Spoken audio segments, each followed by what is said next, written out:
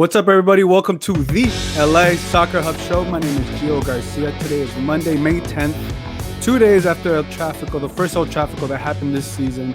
It was an exciting one. It was a thrilling one. It had everything you wanted. It had emotions. It had controversial calls. Chicharito scored.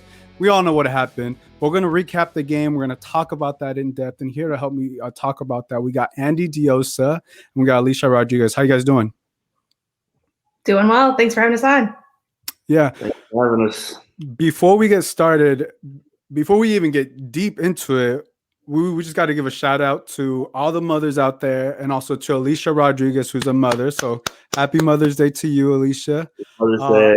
I hope you spent it well. Did the family take care of you? I'm assuming they did.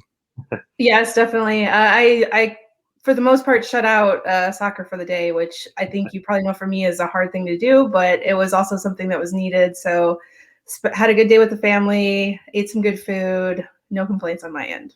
That's awesome. That's awesome. Yeah, my mother lives out of state, so I gave her a call, reminiscent of the good old times, getting whooped by like the chancla and all that stuff, making her laugh.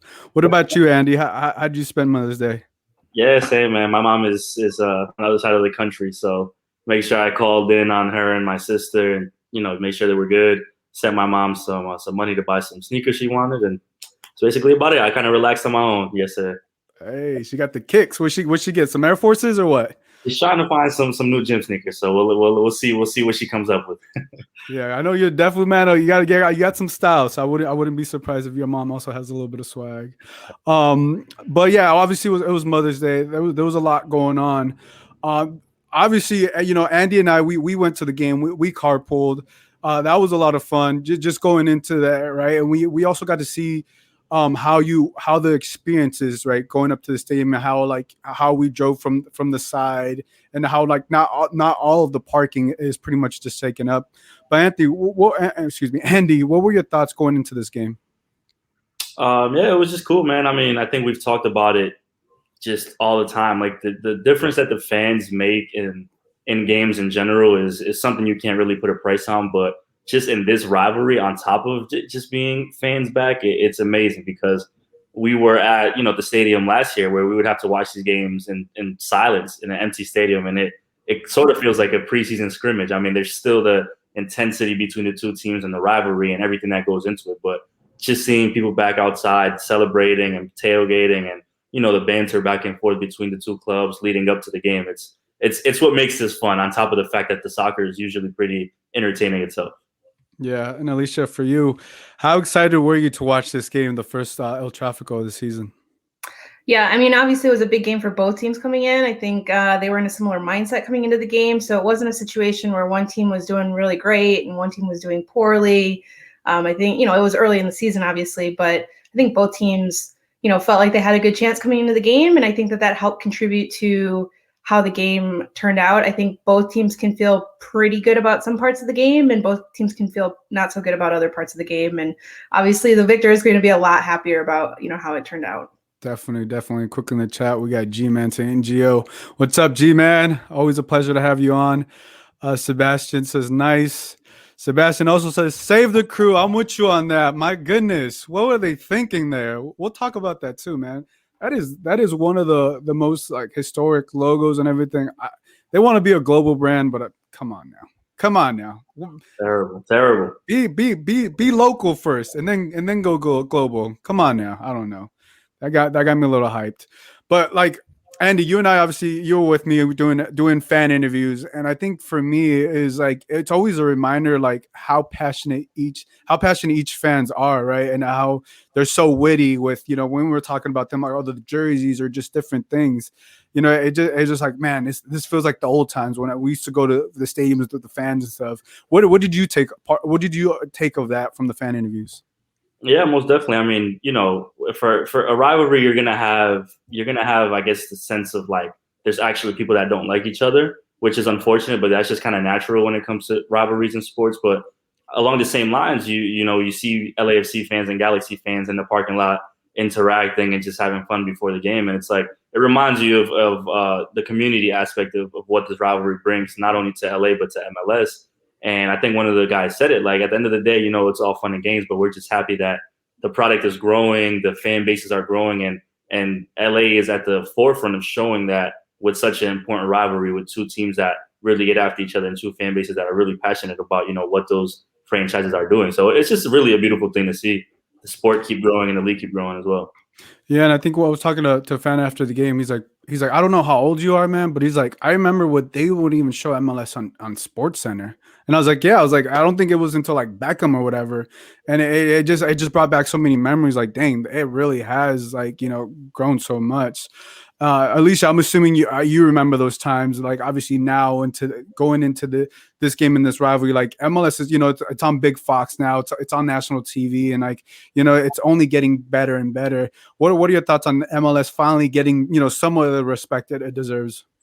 Well, it's funny you mentioned that, because when the game ended on Saturday, the local Fox affiliate went into an MLS highlight show. Mm-hmm. And I thought that they, at first I was impressed that they were even covering El Tráfico at all. And then I was impressed that they were doing other games. They're like, oh, here's what happened in Nashville's game. And I'm like, this is network television in Los Angeles. This is incredible, right? I don't know about you guys, but I still go around in LA. What do you do? Oh, I cover soccer. Oh, cool. What do you cover? MLS. Oh, I went to a Galaxy game 15 years ago. It's still a little bit niche. So to have them putting it on TV, and like you said with Fox, the more often they're going to put these games on over-the-air network television, the better the ratings are going to be. This isn't rocket science. As long as the networks are willing to put it on, there's going to be people watching, and that's going to be a gateway for more people to pick up on it and find out about it. And we're still in that moment when there's still tons of growth potential, and there's still a bunch of people who could be MLS fans, and they just haven't really encountered it yet. And that's exciting, because it's cool to be in an earlier moment and to see the growth. And we've seen so much growth. I've been covering this league for a decade, and to see the growth over the last decade has been remarkable. But we're just scratching the surface. So that's really exciting. Yeah, I know, and it is. I was with you. So obviously, Alicia, you know this, but the people listening and watching in the press box, they play the game, but they play with the audio. And I saw that Fox, they were recapping the games, and I forgot my man's name. I know who he is, but he was recapping the game, recapping the MLS, and I was like, is he really going through the MLS in different games? And I was like, I literally felt in my mind, I was like, MLS is stepping it up. You know what I'm saying? It's literally stepping it up, and I like that, because it's within LA. You're starting to get these games more on the local channels where everybody can tune in, everybody can watch. And obviously, this is a game that everybody wants to see, and that's how you get more of the fans. So I like that. I was really impressed with that, and I hope to continue. G-Man said, "How can three goats fit in one video?" He's always good, man. I don't know, man. I don't know how you do it, G-Man. I feel like you're the GOAT when it comes to these comments. Galaxy Guy podcast user, these games always provide tremendous entertainment. At the end of the day, it's all about entertainment. LFC always brings out the best of the LA Galaxy, and vice versa. Sebastian says, quick question, what do you guys think about the development of Los Angeles kids and academies on the two clubs? Alicia, what are your thoughts on this? Well, it's going to be interesting, because we're going through a little bit of a reorganization period. The two MLS teams' academies did not shut down, but they have gone to a new competition. They're doing some reorganization over the past year. And so it's going to be interesting to see kind of how the new competition shakes out over time, and how the recruiting wars sort of shake out between the teams, because I think we've seen in any market where there's more than one dominant or more than one MLS academy, pathway to pro academy system. When you have a couple of them in the same spot, there's usually a lot of competition, and usually one will have the upper hand for a while and the other one will come through. I think at this point, they're probably on a pretty even keel, but we'll have to see kind of who emerges next to get supremacy through the next batch of prospects and the next group of pros who actually come through and start playing games. Yeah, and I mean, a game like this Saturday could literally sway a kid, seeing Chicharito go, I'm like, I'll go represent, Galaxy, or, Carlos Vela was playing, he scored. That could sway him over there. Sebastian says we have to defeat the San Diego Quakes, assuming you're a Galaxy fan. Alexa says, people say no one watches MLS, and they're 100% wrong. I 100% agree with you. It's getting more and more exciting. These rivalries are getting better and better. The only thing that was missing was 100% capacity. G-Man says another question. Will the Galaxy and LAFC outgrow their partnership that they have with CSU DH and CSU LA? What are your thoughts, Alicia, on that? Well, I don't think the Galaxy will, because their stadium's located on the campus of Cal State Dominguez Hills. So, I mean, a lot would have to happen for that to change. In the case of LAFC, their relationship with Cal State LA is with the training ground. It's a small spot, but they specifically wanted to be in and around Los Angeles. It's hard to find open space. So until they decide they want to make a megaplex out in, Orange County or way in the valley or something, I think they'll probably stick with it. If anything, I wouldn't anticipate any change in that relationship unless we're, a couple coaches down the line, something like that. I think with the personnel that they have at present, I don't see anyone necessarily aiming to make any big changes there. Yeah. Andy, what are your thoughts on that? Yeah, I agree. I mean, for the Galaxy, it's tough because they're right there.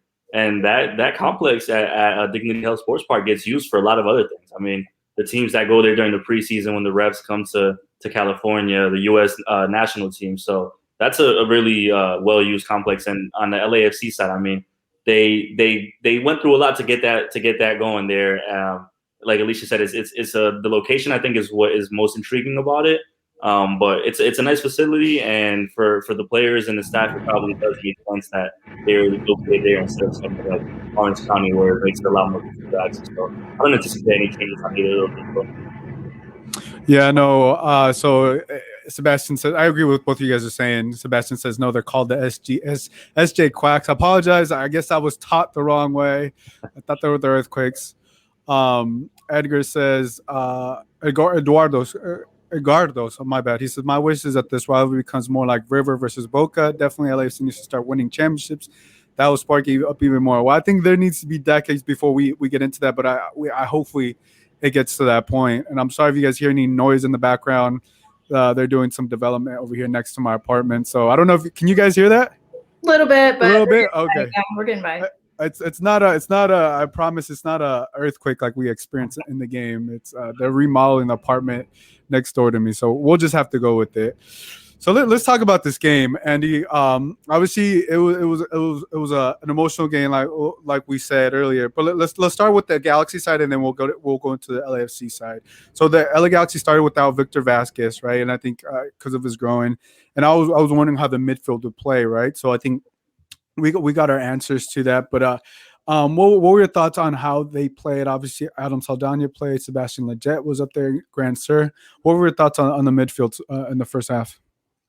Yeah, I thought they looked solid. I mean, it was interesting because LAFC played their game and obviously wanted to dominate possession, and that's really what they did. But that early goal, it kind of changed everything, and it was like as soon as that ball goes in the back end there, you could already see Bob on the sideline scrambling and trying to figure out, all right, how we're going to approach this. And they really did try to kind of go about it a different way. And I think, from my perception, is Bob really wanted to equalize it before halftime.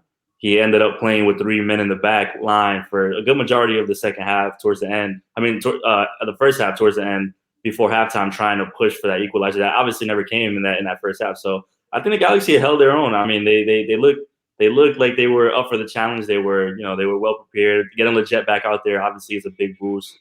And it was just funny because like watching Dos Santos in the first half, he looked a little bit slow, but he was all over the field, and you play a team like LAFC, it tires those players out. But the resiliency that they showed in that first half, and then obviously in the second to see it through was pretty amazing from that squad. Alicia, how did you see? Let's talk about the goal. How did you see Chicharito's goal? Because when I saw it, I was in the middle of the press box, and I couldn't see if he was onside or outside. I just saw it. I was like, wow, he got the ball, and then obviously he scored. How did you see that play from home?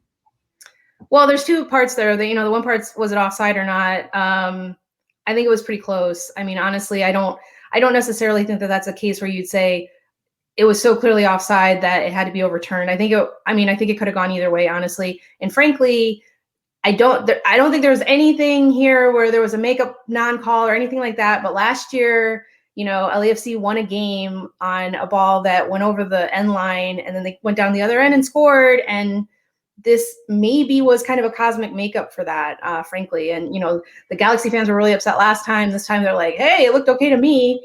LAFC fans, last time they were like, don't worry about it. You played the whistle. This time they're like, so unfair, so unfair. So, it kind of evens out, I think, in a sense. And I know that doesn't sound very satisfying, but anyway, that was, I think, kind of a cosmic balance of the universe for those two calls potentially. But on the goal itself, I mean, what was really impressive was how the ball ended up at Chicharito's feet. Derek Williams makes this sliding tackle on an LAFC counterattack, and we know that LAFC is really proficient at counterattacking. So if they had really sprung it, I mean, who knows what could have happened? They could have scored a goal right there. So first of all, he saves the counter. He stops the counter dead in its tracks before it really gets going. And his sliding tackle was like pitch perfect, like textbook tackle. And then the tackle ends up going straight to Chicharito's feet, which is like one of the most like freakish / impressive plays you'll ever see. It's like, I don't think he could have, tried to specifically pass it to Chicharito, but it just ended up going straight to him. And, good for Chicharito to be ready, make the quick turn, get the shot off right away and not get kind of like, whoa, what happened? Because I think, a lot of players probably would have gotten frozen in that moment. He capitalized, but that was really impressive. Williams, I think, had a fantastic game overall. I think he did a lot of emergency defending on the day. Again, I don't think he meant to assist that goal, but, full credit to him for making the play and actually getting the ball to the goal scorer who did his work and got it done.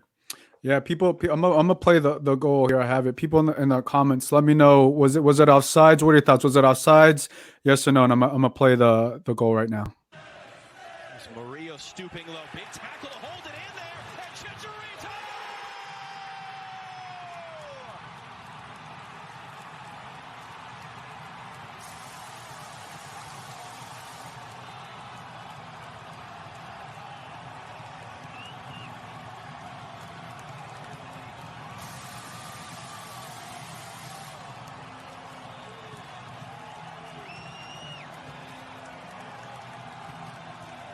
Well, we wondered what this game might do to the LA Galaxy. Look at the intensity and the effort. And the tackle here from Williams, tracking back. Tackles Cifuentes straight to Chicharito. Time and space inside the box. Opens up and finds that far post. It was close for offside there, but that tackle is so good. Yeah, so it was quite. When I look back at it, I was like, it was close, but like obviously, I'm assuming it went to VAR because they took a little bit, and then I think when I was watching it, I was like, it was a quick decision, so it was never like they took long when I was, at the stadium. So I was like, oh, okay, he definitely wasn't offsides. But then like I think after the game, a lot of the media people were talking about, they're like, hey, that looked like it was offsides, right? And we're talking with a few people, and I was like, I recorded it, but I just saw like the side angle. I didn't see the TV angle, right? So I felt like it was good, right? And obviously after the game, that was the big topic that he was offsides, right? But right, if you're LAFC, Andy, and that happens, right? You go down and go early the first 10 minutes. How did you feel that they responded after kind of like that goal happened? Because it was just, it was just by a freak accident, right? Nothing they could do. But how did you feel like they responded? Yeah, I think they did well. I mean, you can't do too much when something like that happens. Like you said, it's kind of just like unusual for that to happen. And I think the fact that it did happen so early, it was like, okay, let's not get, too carried away with like this game is going to get out of line. I mean, we've seen early goals in this rivalry, and we've seen games that have gone to 5-3, 6-2s or whatever. So I think they did well in the first half to kind of just keep composure, and they were challenging. I mean, if you don't forget, Diego Rossi had a chance to score 3 minutes into the game and a beautiful ball from Mark Anthony Kaye, which would have also changed the complexion of how that game unfolded. So I think LAFC was composed, and in that moment, I think, like I had mentioned, Bob was really adamant about getting the equalizer before halftime, and you could tell how he was kind of maneuvering the players and pushing them upfield to kind of get that. So it was good to see that. Bob obviously with LAFC is a super aggressive team, and he's an aggressive coach. So I didn't think they were really shaken. I think the first half they did stick to, I guess, the plan that they had to kind of see it through. Yeah, and talking about LAFC, right? We know that Bob quickly made those adjustments in the second half, right? He brought in Mahal and Farfan for Cifuentes and Chiqui Palacios. I feel like Chiqui Palacios. I wasn't surprised by Palacios coming off, but I was a little bit surprised by Cifuentes coming off in the game. Obviously, I think he ended up going back to the 4-3-3. With Bayer, Rossi, and Mahala makes sense. Alicia, what were your thoughts on LAFC making those second half adjustments? I actually think that they both made a lot of sense. I don't know, from home, I thought Cifuentes had a really anonymous game. I mean, there were times when I was like, I don't even remember hearing his name called or, anything like that in the first half.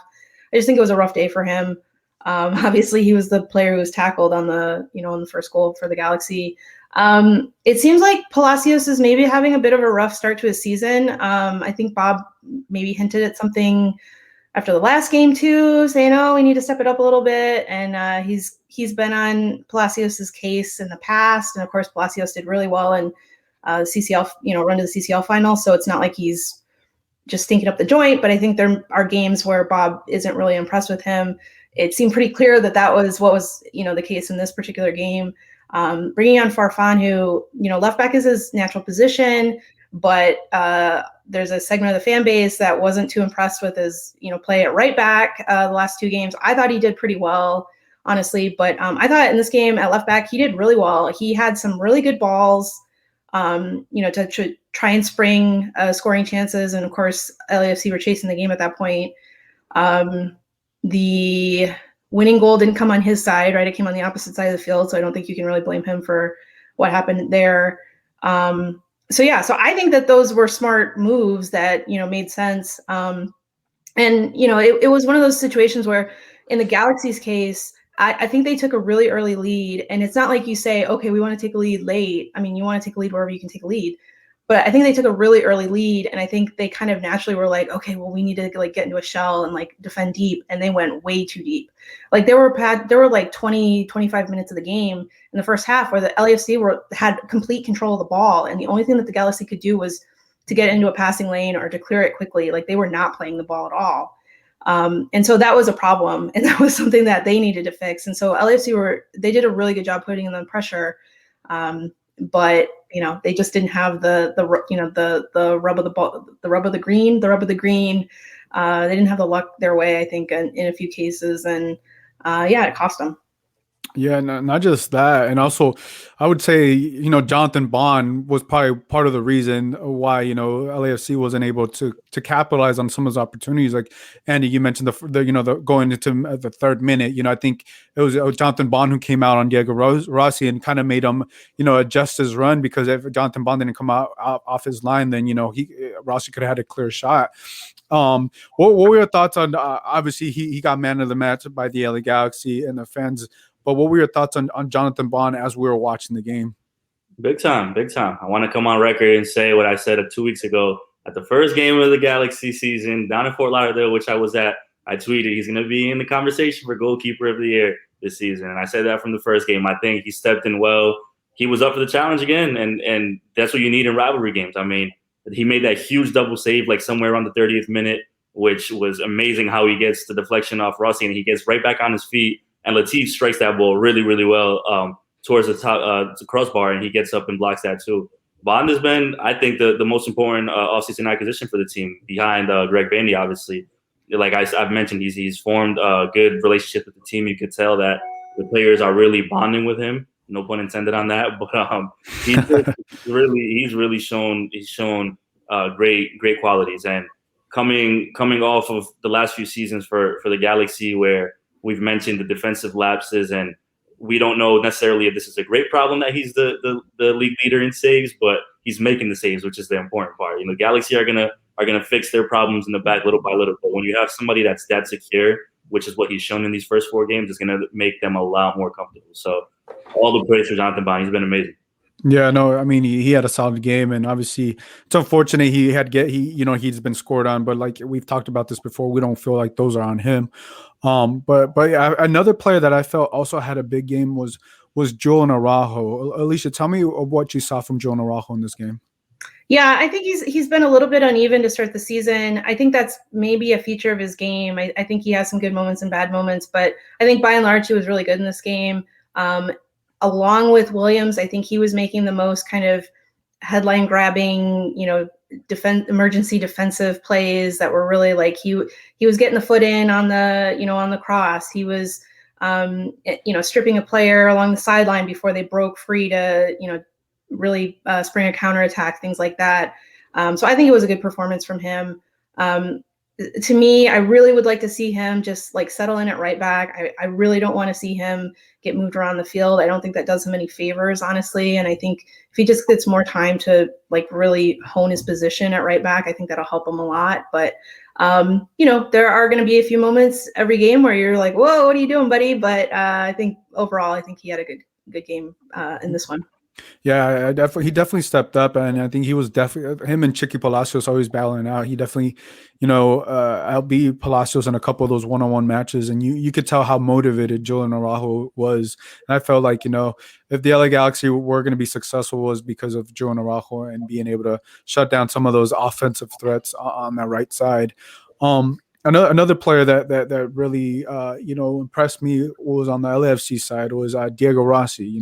We go into the 62nd minute, we have this, the combination play by Blessing, Baird, and Diego Rossi ties the game, and and evens things out. I'm gonna quickly play the goal, and then Andy, I want your thoughts on the play. Blessing, Baird, Diego Rossi, saved it, gets it, it came off Bond's foot, but it is Diego Rossi, last year's leading scorer in MLS, first goal of this year, and a tie game at El Tráfico.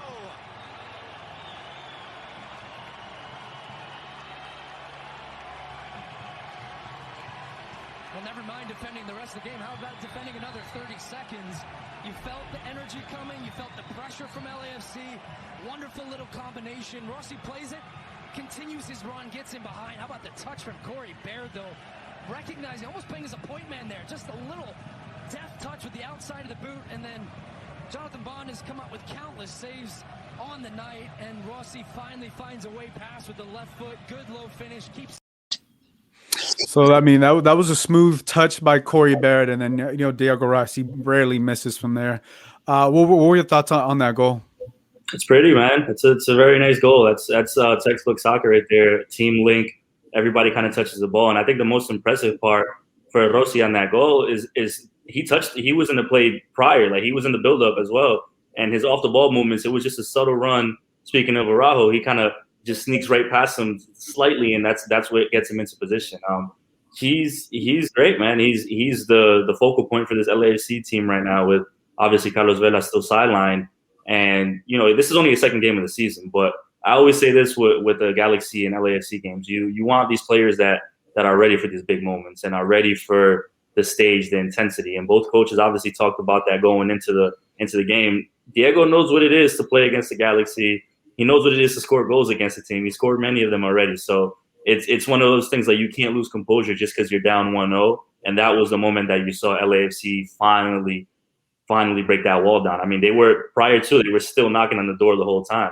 Like Alicia mentioned, the pressure from the first half really didn't slow down when the second half started. So they were right there. So it was kind of something that you saw coming for a bit, that it was like, all right, this goal is going to happen. But along the same lines, the Galaxy were defending well. And that's just a play that happens that is so quick the way it goes down. But Diego's composure at the end just to get in position and score there. I mean, it's what you expect from him, and it's good just to see him back on the field and scoring, because we all know the caliber of player that he is.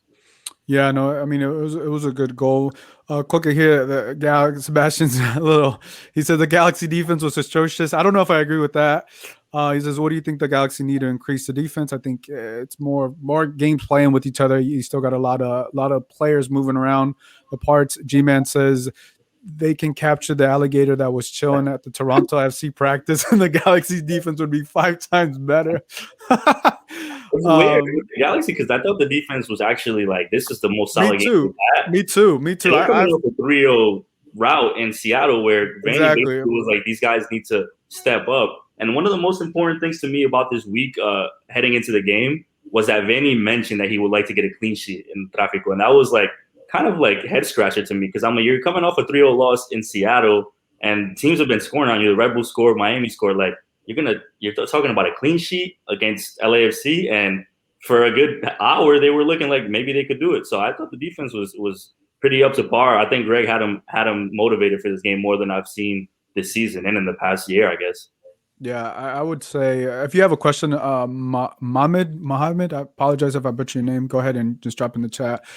This is the best I've seen. I mean, they only gave up 1 goal. You know, they've averaged like two plus goals a game. So you know, and obviously we watched both teams and how they were able to limit LAFC to 1 goal. You know, it was mighty surprising. So after that happened, obviously Greg Vanney quickly makes adjustments. He brings in Cameron Dunbar and Sasha Klessman in the 63rd minute. And Efrain also comes in. Oh, excuse me. Brings in Cameron Dunbar. Yeah, Sasha Klessman, the 63rd minute. What were your thoughts on when Greg Vanney made those substitutions and he knew he had to, you know, bring in fresh legs into the game? Well, at first I don't think I really saw an impact in the first couple of minutes because LAFC were really pushing to get a second goal, and the Galaxy were kind of like at their wits' end trying to, you know, just stop them and keep it to 1-1 for the time being. And I remember Kleshin came on the field and there were a couple of rough touches he had just to start with. And I was like, oh, I don't know, this may not work out very well. But they played their way into the game. And I think in particular, the homegrowns did a really, really good job. Like, I kind of missed it in the scramble for the, you know, on the second goal, but like Dunbar was the person who turned the ball over ultimately, you know, to get it to Chicharito to get the winner. So he's doing defensive work deep in the attacking end, you know, to try and strip the ball and to, you know, get a chance out of nothing really. And I mean, that was the difference in the game overall. So he's been fantastic. I'm really glad that he's actually getting playing time because the little bit we saw of him last year, he was really good. And then we never saw him again. And that was pretty frustrating.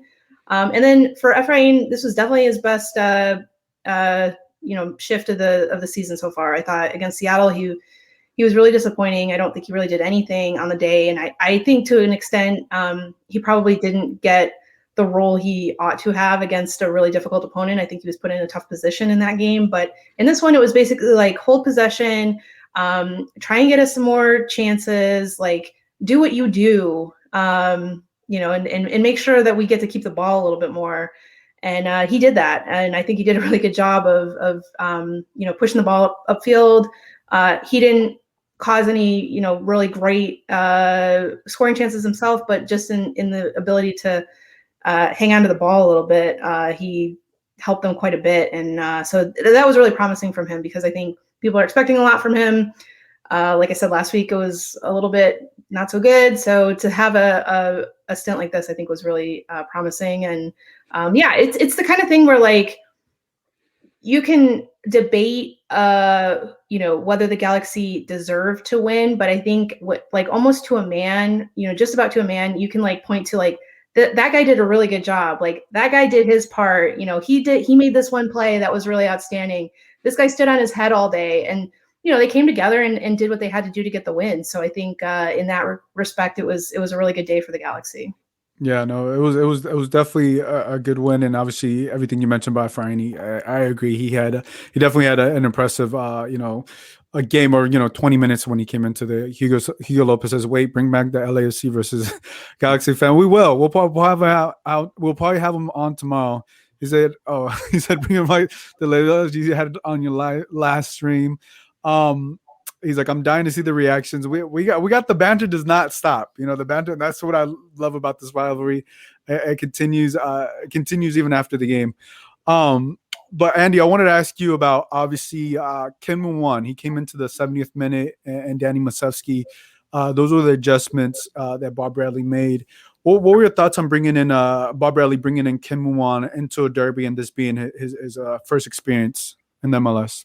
Interesting subs. I think if we were caught a little off guard of the halftime subs of Mahala and Farfan, then bringing in Kim at that point of the game was definitely catching us off guard. I like the decision.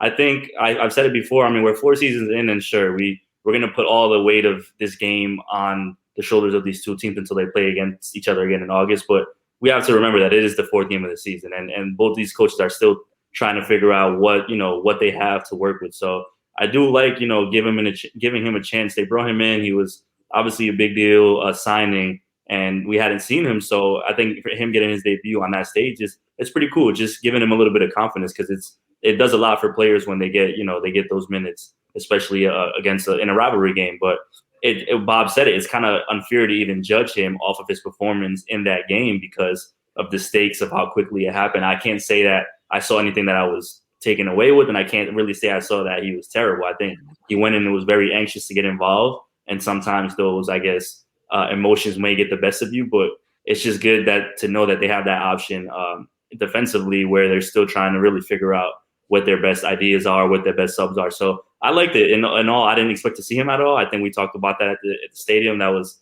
definitely shocking. But once again, it is good to see Bob give him that chance in that moment.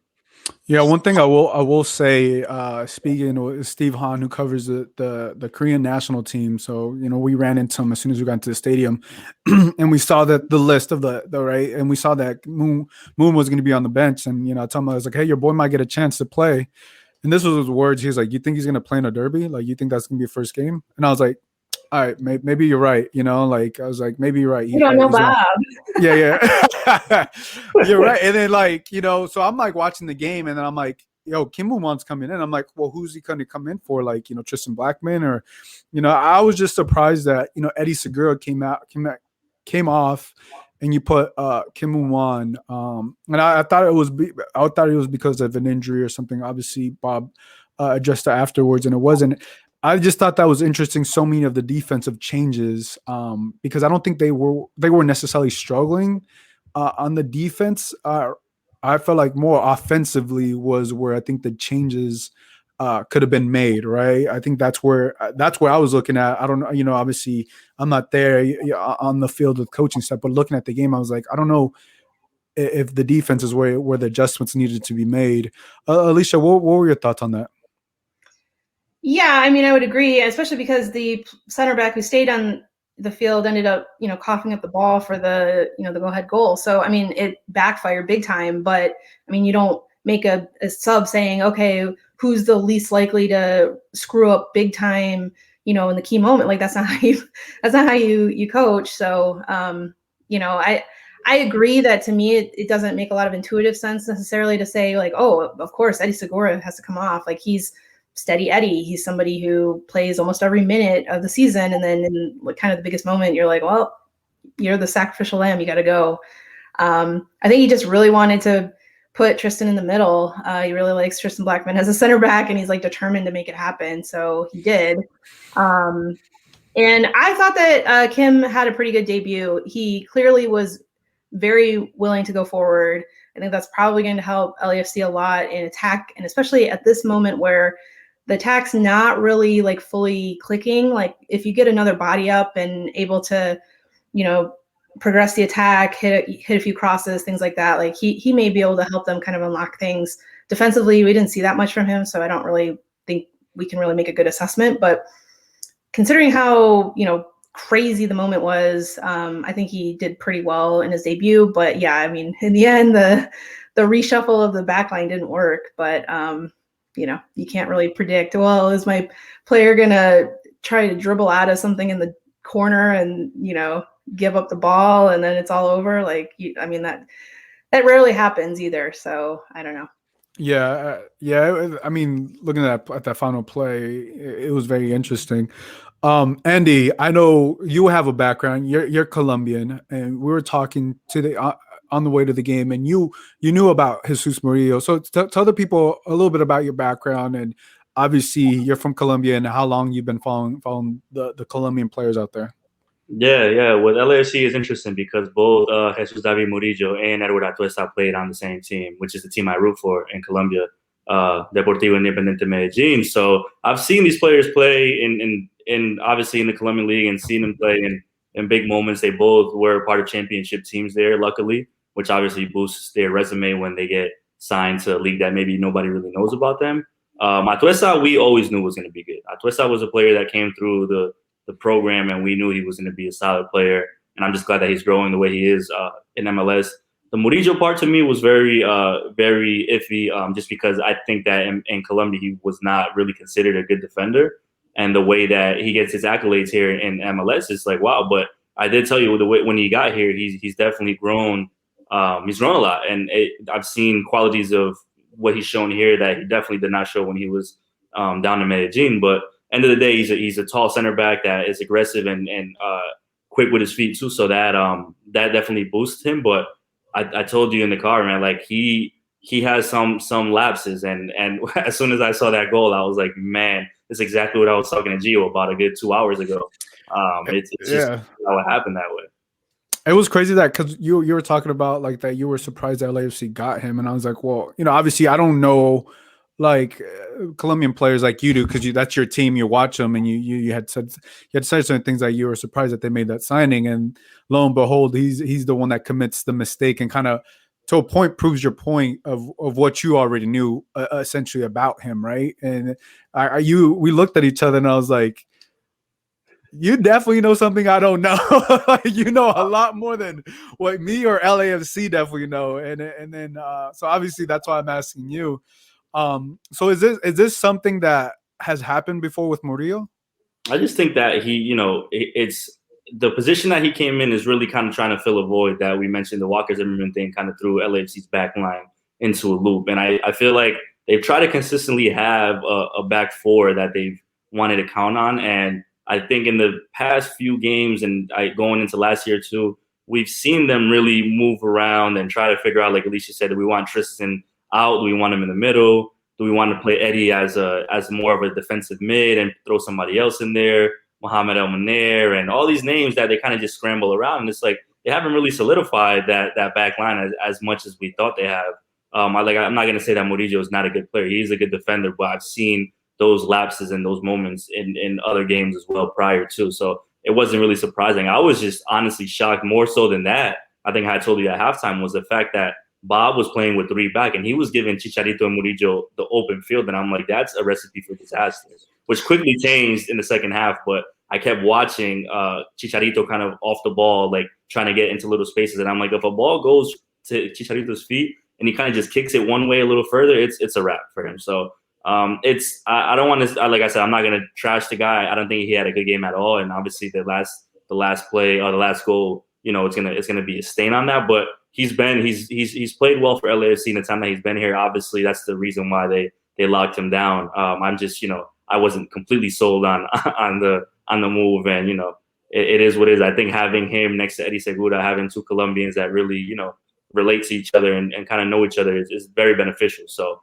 that part is good, and it's just once again trying to figure out. We mentioned it, I think, talking before the Seattle game, and like a defensive back line is not really something that you want to tinker around with. So it's the fastest you could get the solidified forward players, and then go from there. It makes it a lot easier because then you get into a position that Bob is pulling Eddie, putting in Kim, pulling somebody else, putting in Farfan, and then it gets really complicated. So I don't think we're going to see LAFC in those positions much, but it definitely is a little bit of a cause for concern moving forward if that continues for sure. Yeah, and that was the biggest thing that I was like making all those changes. It just didn't make sense to me, and I was like, it was just too much of a mix up. And then they want you to recruit in the chat James Rodriguez, or they're talking a little bit of smack. He's like, Andy is Colombian. Tell him did he like getting smacked by my country 6-2. Andy, your response? I did not like that at all. So. Viva Ecuador. I'll tell you, Ecuador looks good. Colombia at the moment did not look great. So I'll leave it at that. It was not an enjoyable game to watch. They're saying William is apparently linked to us. Hey, trust me, William's apparently linked to all LA teams. So that we don't need to get into that just yet. But Arsenal is not having a good season. But yeah, just to finish off this game, I thought that was the most interesting, and I want to play the goal. I have the goal here. Where is it at? Here we go.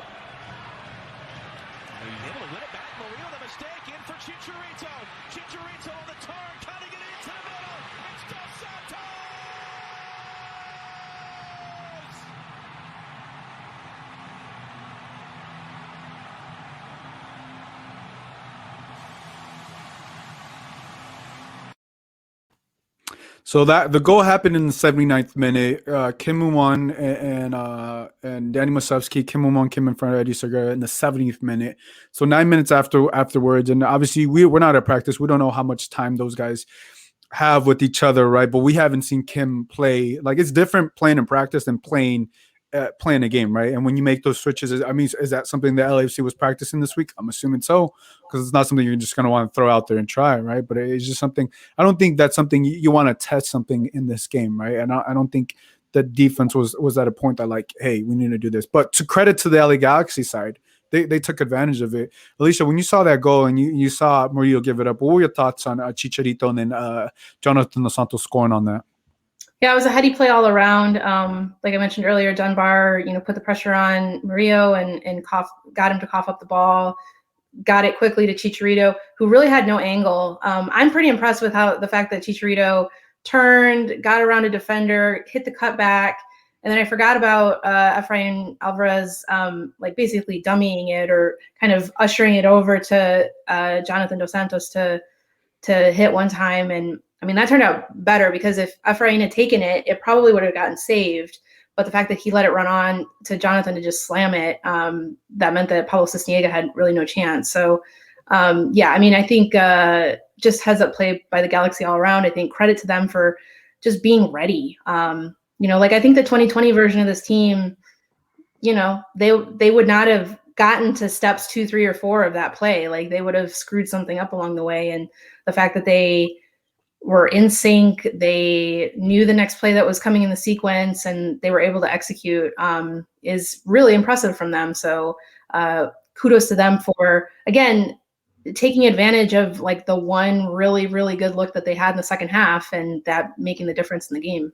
Yeah, and we talk about as much as you talk about how impressive the LAFC goal was, that Galaxy goal was just as impressive. Chicharito, like you said, had no angle. That turn that he makes so quickly towards the end line throws Tristan off just slightly, and then the ball he plays is ridiculous. And we have to give him a shout out, because he apparently is Nostradamus now after the game, that he had told Jonathan Dos Santos he was going to give him an assist, and it happened. And Jonas said he was yelling at Evra to get out of the way, like, let me shoot, and it turned out beautiful. That's when you yell in Spanish and English, like, move, bro. I'm coming in. And Chicharito plays it just so calmly, so well. The pass is right where it needs to be, blindly, but he knows that somebody's going to be there to hit it. I mean, that's as nice as a goal as you'll see in that circumstance, for sure. Yeah, no, I mean, that's like, to Efrain's, credit, he had a game all around to hear Jonathan Dos Santos, and Jonathan Dos Santos talking about a player that needed a goal and needed a special moment at home and is in a contract year. Jonathan Dos Santos, right? And you saw it in the emotion that, like, he ripped off his shirt, he took his shirt, like, you felt that. And I was like, I wasn't expecting that from him, but then it clicked to me. I was like, yo, this Jonah is like, he needed this. He needed, especially against LAFC, right? He's gonna be remembered now. And he said that after the game. He's like, this is a game I'm going to remember for the rest of my life, and that's when I was like, this really meant a lot to him, because he knows, hey, I have to do something for my team. I have to do something for my city. And I put us on. And I liked his response. And at the end, obviously, he says LA's ours, because, they win and stuff, but, be bold about it. And, I like that he was the one that won them the game. And I like that, it was Chicharito that assisted to him. And like you said, Chicharito said after the press conference that he meant to cut it back. What have you made so far of Jonathan Dos Santos, Alicia? Yeah, I think his season, he's been a little bit quiet so far, but he hasn't been a liability. I mean, I think for a large part of 2020, he was a liability when he was on the field. And of course, he was injured for part of that time, or he was coming back from injury, or he was out entirely. And so I think he looks healthy, which is obviously a big plus. And, like you said, I mean, he's not somebody who's going to score a ton of goals, but he can pop up with one from time to time. He actually scores a decent amount from Mexico. So if he can get to something approaching that production for the Galaxy, that would help them a lot, I think.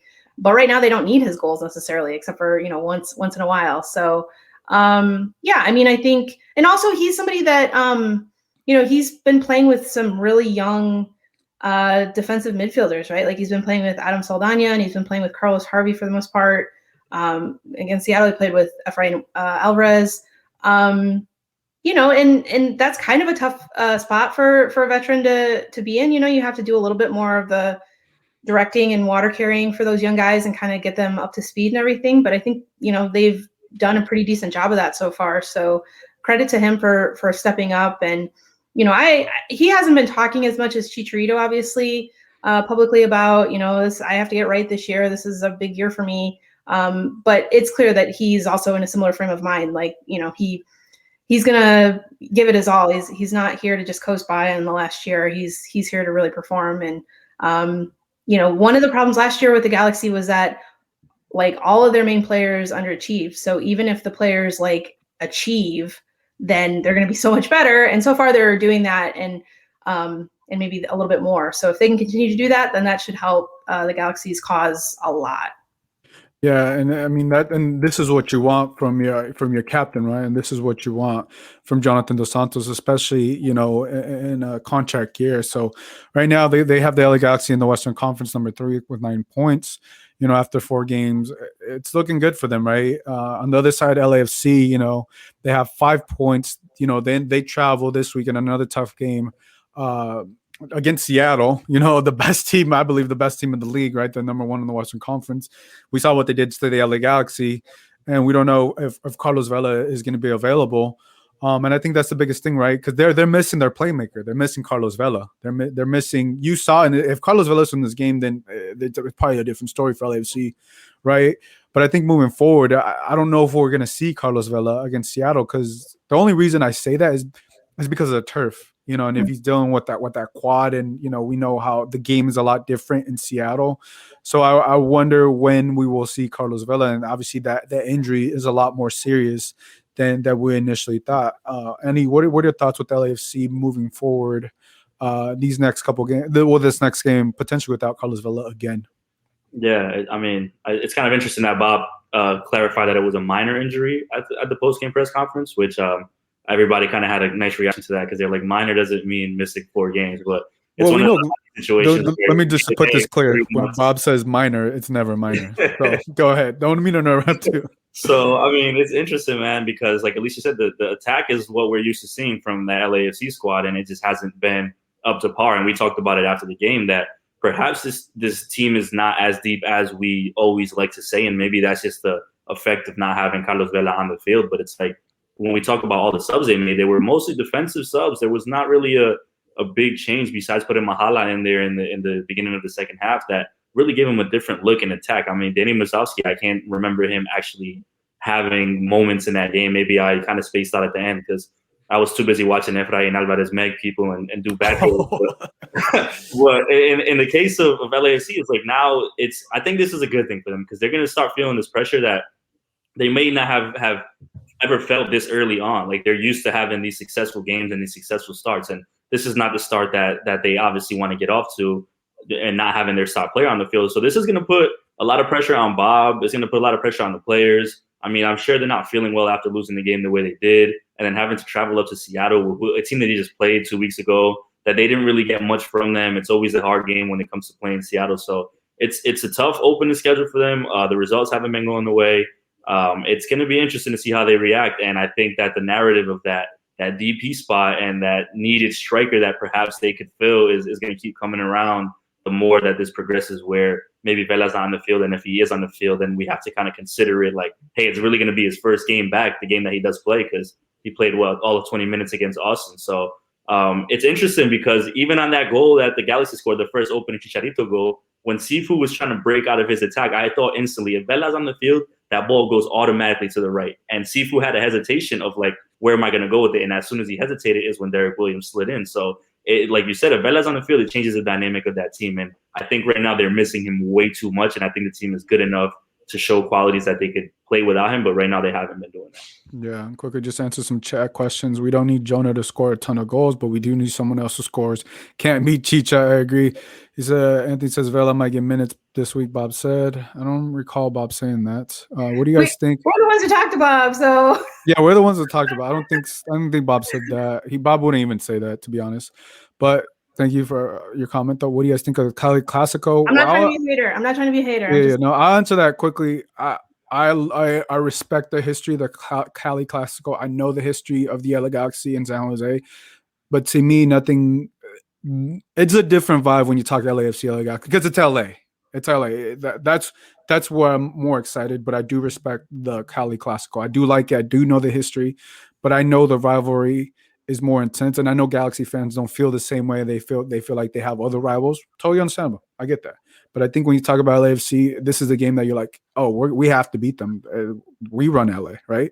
It's not. I don't think you have the same sense when it comes to San Jose because they don't live in the same block. And I just want to finish. LAFC lost their expansion. I don't know about that. Hold on.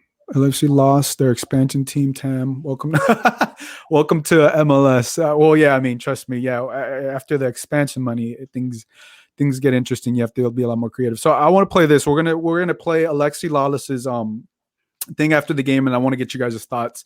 Very controversial of what he said. That's what Alexi Lawless is. So we'll play the video.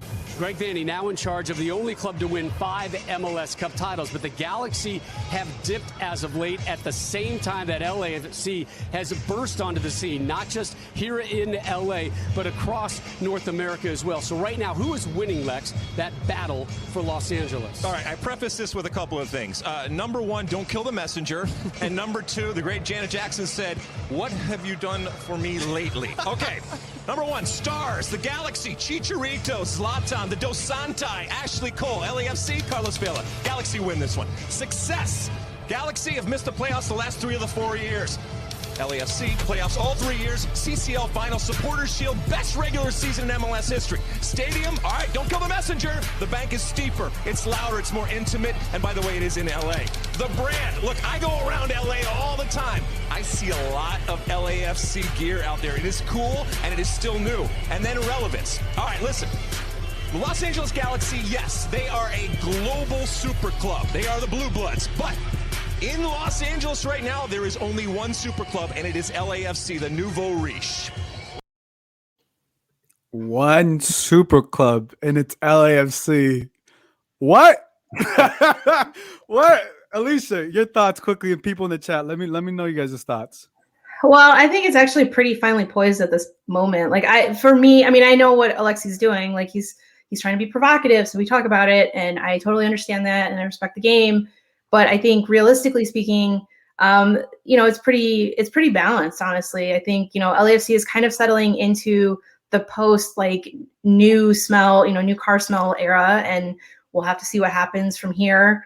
The Galaxy have been on a huge decline for several years. I think that they finally have the right coach and they can kind of come out of that and they can be a contender again. And that's going to flip things potentially quite a bit. I think both teams can potentially be quite good on the field. And then when it comes to marketing, a lot of it when it comes to Los Angeles is if you have a good team, then, the marketing wins are going to come easily. And if you have a bad team, you don't get any traction. So if these teams perform, then they're going to get some buzz. And if they don't, then, they're kind of dead on their feet. So to me, it's pretty even, Steven. Where I live, way far away from the city, I see a mix of LAFC and Galaxy stuff, but I would say probably on balance, a little bit more Galaxy stuff. I just think the brand's a little more established. But LAFC, I have a lot of love for LAFC too. And I do see there is one father at my daughter's school who wears an LAFC shirt. And I said, "Hey, nice shirt, man." And he was like, "Huh?" And okay. Never mind. I guess I won't bond with you over that anymore. Lisa, you're gonna ruffle some feathers, but okay. Andy, your thoughts? Yeah, man. I mean, we know what it is. This is a reach. This is clickbait, and exactly served its purpose. I mean, if you want to talk about just the things that he did, like branding, like the LA Galaxy have the second nicest jersey in the league this year behind Seattle Jimi Hendrix kit. I mean, that community kit is amazing. So there's no way that you could even argue the fact that the Galaxy are losing steam. I mean, like Alicia mentioned, the first few years, okay, sure, it's a new team. This is season 4, man. We're not going to give LAFC this new team tag anymore. They've already taken their lumps. They've already, gone to the playoffs. They've won Supporters Shield. They made it to the Champions League final. So it's time that we're gonna say it as it is. And when it comes down to it, when you put it back to the fact that we're talking about LAFC versus LA Galaxy, El Tráfico, whatever you want to call it, it is what it is, man. The Galaxy run this rivalry, and they have ran it from the beginning. Just because LAFC won that playoff game and they had the big game in the MLS's back tournament doesn't change the fact that the LAFC have not won in Carson. It doesn't change the fact that they've had these moments, the ghost of Ibra, the ghost of Andre Horta's terrible pass back. Like, these games are won with intensity, with heart, and it doesn't necessarily have to be who's playing the best soccer at the moment or who plays the best soccer that day. The LAFC had the 61% possession. They did what they wanted to do. They had their game, but at the end of the day, the Galaxy win it because that was the resilience that they had to show, and that's kind of what my takeaway from it is. Like, the Galaxy have known how to prepare for these games. So sure, you're gonna have fans in LA that are happy to have the new brand, the new hat. I think the LAFC logo is nice. The black and gold color scheme is really nice. But at the end of the day, like, you can't forget the Galaxy have been here and continue to be that global brand. And he everything that he says there is far-fetched, because what bigger global soccer players could you have than Zlatan and Chicharito? I mean, whether or not it worked for the Galaxy when Zlatan was here, we talked about how much exposure that brings to the league and to the team, and how much Zlatan did, relevance, regardless of them not being able to get to the playoffs that first year and then them losing to LAFC. I mean, he was right there chasing Carlos Vela for the Golden Boot the whole season. The same way that the teams motivate each other, he motivated LAFC and motivated Vela to have that 2019 year that they had. So there's no way that we discount any of that.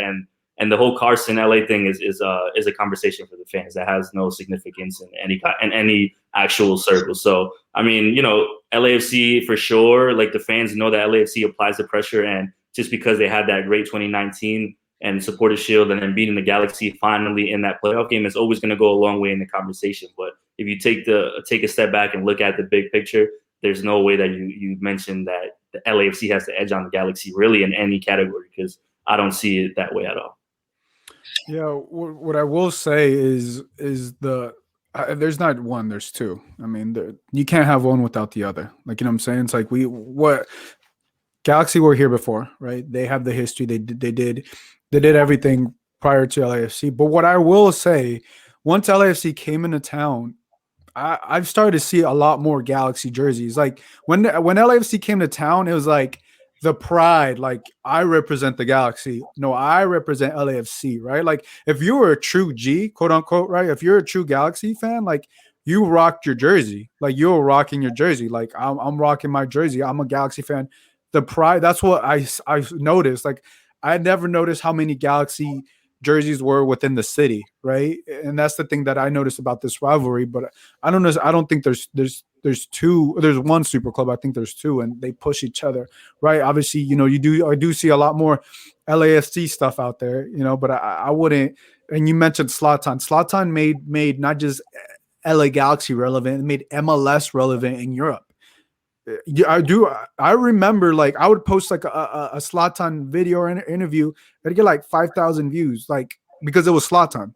It was literally, and he plays for the LA Galaxy. It was automatic. It was just like a 1-minute clip, and it would have like people from all over the world hit me up for like a clip of Zlatan, and like, so it's like, obviously the stars, but also I would add the relevance there, and I don't think they're far off. But when it comes to the game, right, what's the most important thing, right, to the fans and everybody is the game. Who's won this game so far? Obviously, right now, Chicharito did what he was supposed to do yesterday. I wanted to see him score a goal, and I feel like that was a game yesterday, or Saturday was a game he had to score a goal, right? Because that's one thing that I feel like for him, he needed to do, not just for himself, but for the fans. Be like, that's a game you need to show out, and had a goal, had an assist, and bam, right? And I think with that, it increases the rivalry, increases like, now Galaxy have the edge over LAFC. And I know you asked Bob Bradley this question about that they haven't won. I'm gonna paraphrase your question, but LAFC have not won at Dignity Health Sports Park, Carson, or whatever you name it, right? They have not won that, and that's one thing LAFC has struggled with. You know what I'm saying? So it's like, the rivalry is there, but there's not one super club, and I know why Alexi does this and why he was doing it, right? To ruffle some feathers, and he plays his role, and essentially that's what he is, and that's exactly what he did here. So I don't agree with it, but we're talking about it, and I think that's what Alexis Lalas' job was. So, but yeah, overall, Alicia, how do you see this moving forward, right? Because I feel like this game was critical for both teams. But obviously, Galaxy, they move on to Austin, and LAFC move on to Seattle. But how do you see these two teams moving forward to potentially the next match, which I think it's in August or later this year? Yeah, there's going to be a lot of games between now and when they play again. So I think, a lot's going to happen in the meantime. I think based on the start, I don't want to get too carried away, because I remember last year with the Galaxy, when they came back to the local return to play phase, they won the first 4 games. And so it was like, oh, they've turned a corner, and then they lost almost every single game from there on out.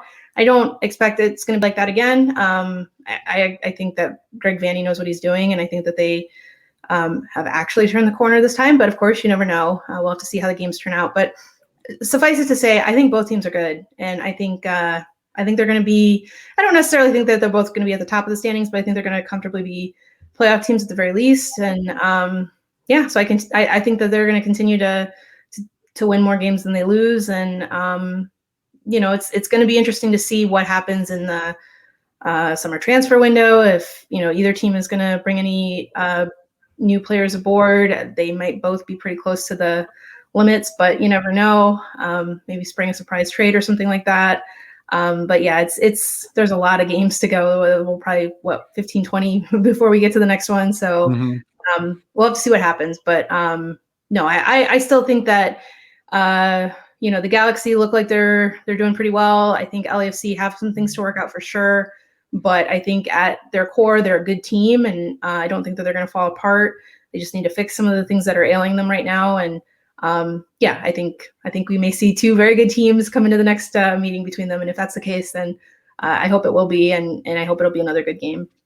Yeah, Hugo in the chat says August 28th. It's my ex's B-Day. You don't have to worry about it then. You can watch the game. Yeah, you can go to the game now, Hugo. So don't worry about that. Sebastian says he's broke. So Danilo says, thanks, Gio, Andy, and Alicia. Guys, we're just gonna wrap it up here. We've gone over an hour. So Andy, let the people know where they can follow you. Yeah, my Twitter handle is my name as it appears on the screen, just with the underscore in the middle and the underscore Diosa. My content will be there. I just published a Galaxy story earlier today. I write for Yahoo Sports, so I'll be hopefully at as much games as possible and interacting with people there, just following these LA teams and MLS from a bigger picture. So give me a shout. Yep. Alicia? You can find my work on LAFC at angelsonparade.com and on the LA Galaxy at lagconfidential.com. And you can find me on Twitter at soccermusings. Guys, everybody, thank you for tuning in. Shout out to G-Man, always great with the comments. Everybody, Hugo. If you guys are listening, tune in on Monday nights. We're talking LA. Well, today we're only doing one podcast talking LAFC and LA Galaxy. We don't need to do a recap. But if you guys are listening, make sure tune in. Facebook, YouTube, Twitter. We're on here live. Love you guys' comments on here. And if you guys are on Facebook and YouTube, give us a like, subscribe if you haven't already. Would greatly appreciate it. Everybody that's on here. You guys can follow me at Gio Garcia LA on Twitter. Give us a like, subscribe on YouTube, Facebook at LA Soccer Hub. So for Alicia, for Andy, this is Gio. We'll catch you guys next time. Bye, everybody.